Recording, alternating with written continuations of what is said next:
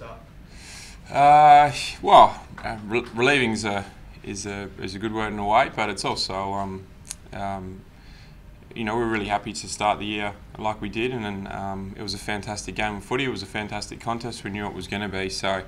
And I guess every game you can win at home is really important. So to get the start, to get the first win, round one is really important. It's a pretty intense game, obviously against the quality opponent, Port, and that hold you in good stead facing Geelong this week. Yeah, absolutely. I mean, Geelong are a very good side, and it was a great game of footy, and it's a bit hard when you're out there, but I wasn't till I looked back at the end of the scoreline after each sort of quarter and realised it was sort of 2 points, 3 points, 1 point, and it was just an arm wrestle all day. So those games are fantastic. They stand you in good stead for any sorts of those tough games throughout the whole year, and we know Geelong down there are exceptionally tough to beat, and we have a sort of a good record of playing them down there to a degree. In the last couple of games, we've had tight contests, so it's going to be another red hot game, and we're looking forward to it. Was it a really physically taxing game? Probably no more than normal. I think they spread the ball very well, and it was probably fairly open for a lot of the game. But when it was tight and close, it was fierce. So. I'm sure both sides have come off a bit battered and bruised, but that's the way good sides want to play, and you both earn each other's respect from that point of view, and that's what it was. Were you pleased with the way the side was able to run out the game, given Porter known for that? How much work has that gone into that? During the pre-season in terms of being able to really run games out like that? Yeah, well, I think and could be misquoting here, but I think we were the second best side in the last quarters last year. So.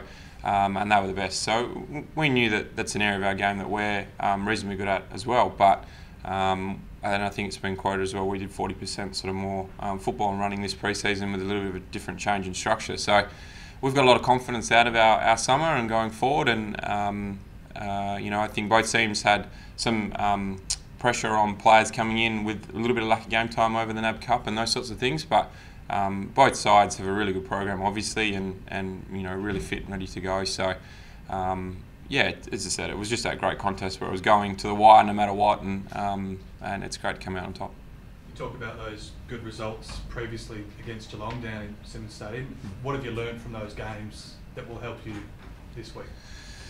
Look, in a way they're in the past, so I guess it could be completely different this weekend as well. We know that they're very good down there, and they're very, very hard to beat. So I think the mindset straight away has to be that, you're going for a really fierce, tough game of football. And we know that if we give our very best effort for 4 quarters of football, we've proven that we can be right in the contest or get over the line. And they're a good side. They're probably thinking the exact same thing. So the past doesn't necessarily hold us in a lot of good stead at all, but I think it does just reiterate the mindset you need one way or another to make sure you compete with the really good sides. Hawthorn did a pretty good number on Geelong yesterday. Do you sort of think Geelong will come out snarling, or do you sort of think if we can replicate what Hawthorn did, ball pressure on the carry, and that you could come out with the win as well? I think Hawthorn were fantastic, and Geelong might have been, for whatever reason, maybe fractionally off, and that's all it takes when you play really good sides. But I think the game will be as fierce as always has been, one way or another, and I don't think. I think, as I said, good sides have the ability to let the past result go, and I think they'll, move on from that pretty quickly and focus in on us. And as I said, we'll be doing the same thing. So, everyone's just ready for a great game of footy.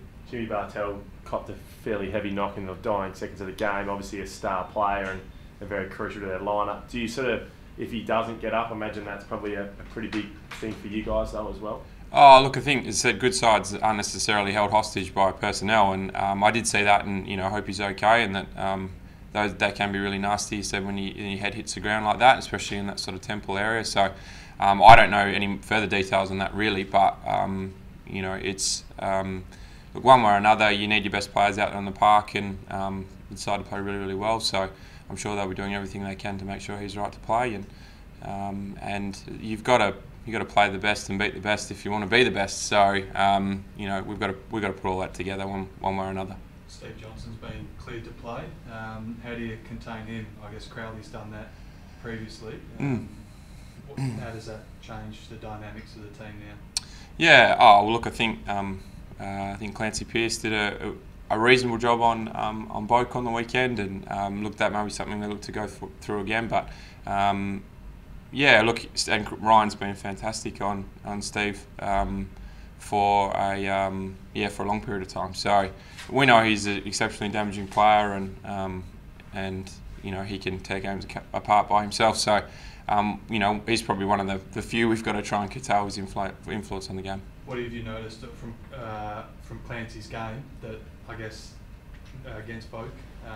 What have you noticed in Clancy's game that can fill the team with confidence and holding back an opposition player? Yeah, well, look, I think he's really fit, and he's a strong, hard, determined player. So look, we haven't probably sat down and seen all the ins and outs of that just yet throughout the week, but and we'll probably see more of it unfold. And there's always opportunities where players can help more, and we sort of, you know, pride ourselves on, you know, it's everyone, you know, takes that sort of role on as well. So yeah, we know that,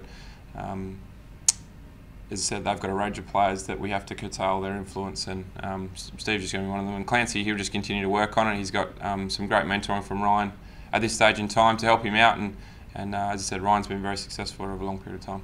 Guys, do you think you'll sit down? Do you think you'll sit down with Crowley and study Stevie Johnson? Do you reckon that Pearce might do that and sit down and have a yak to Crowley about how to play him? Yeah, well, he could do, but if that's the desired matchup, I guess. But as I said, there's a range of players that might sort of come into vogue. So yeah, but I think just Ryan's been sharing his knowledge with all of us about, you know, sort of how to work on ways of beating opponents and those sorts of things, and it's a great way to keep him involved at this stage in time. Have you noticed him doing that though with guys that are filling in his position, that he's particularly giving him something to do? Yeah, absolutely. And I know he even had a conversation with sort of the small defenders the other day about ball work, you know, how to positioning the body and those sort of things around stoppages and that sort of stuff. So yeah, he's having an influence on the group, even though he's you know, not quite involved at this stage in time. Just touching back on Geelong again, they've had such an amazing aura over the past few years. They've been up for so long.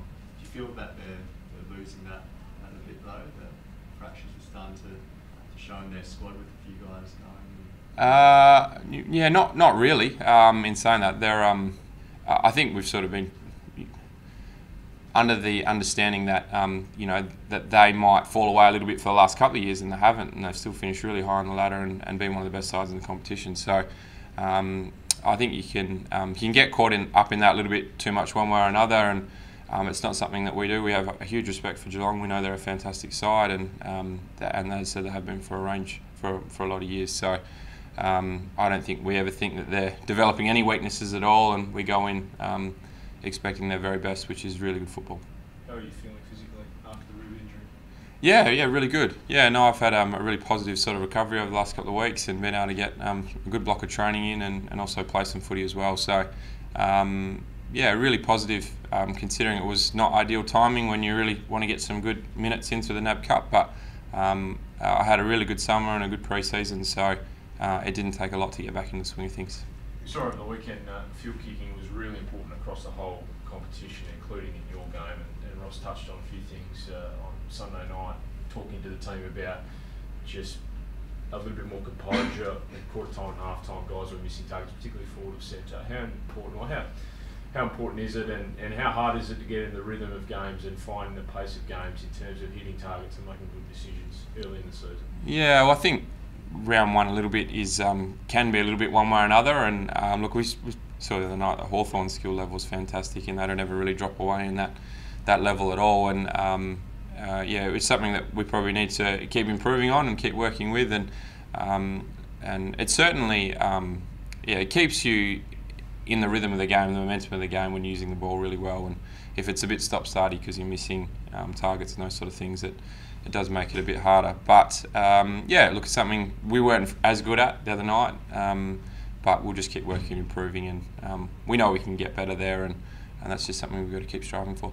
Why do you think you were though? Because I think the coach said your disposals were elite, which is, you know, a huge rap. And the week before playing for Peel, probably not elite. No. Yeah. What made the big change, you think, in 1 week? Yeah, I'm not sure. Look, I think that's the strength of my game one way or another, and you're right, I didn't kick the ball very well in my first game for Peel down there, but that could have been a little bit of rust as well. And look, I think you can control what you can control, and I just worked hard on the week going into the game, focusing on that was a strength of mine, just to get that a little bit better and get the confidence going through that again. And when you're out there, everything sort of seems to flow a little bit as well. So, hard to say, put the finger on the exact pulse as to why that is, but just good practice over a long time.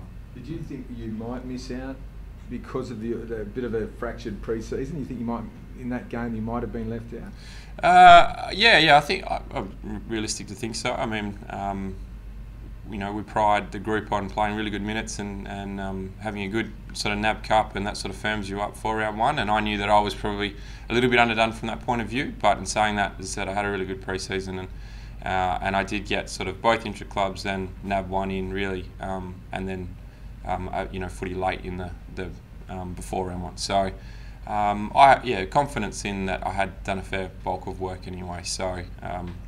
And certainly felt really good on the weekend running around, so that's a real positive. Can you give us a word quickly on the skipper kicking big goals at big times on the weekend? How important is that for the team? Yeah, look, it was fantastic. I thought, and it's been commented on, but all our leadership group was really, really good with the way they stood up. Mundy and Fife around the ball, Spur and McFarlane in defence, Pavlich as well, and Aaron Sandlands. They were fantastic as a group, and it's a privilege to play with our leadership group that's so strong with the way they what they demand in terms of culturally around the club day in, day out, but then the way they perform as well on the weekend. And we've got absolute faith in them as a group, and it's a great thing to play football with players like that. And the next tier coming through as well show great promise as well. So as I said, it's really enjoyable to play football with players you really trust. So. I can't speak highly enough about them.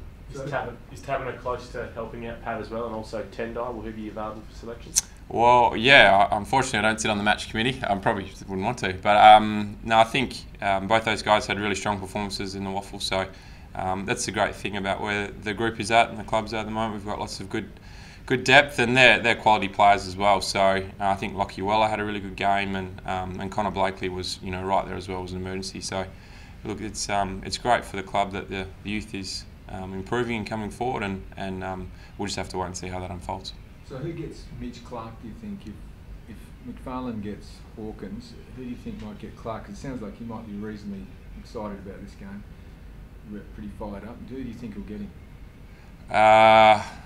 Look, to be honest, we haven't even gone through probably that phase just yet. I guess Michael Johnson is the next tall from that point of view. So one way or another, they're both very, very good forwards. So, and Michael Johnson and both Luke McFarlane are good defenders. So again, they'll be great contests, and I'm sure they'll lead towards shaping the game one way or another.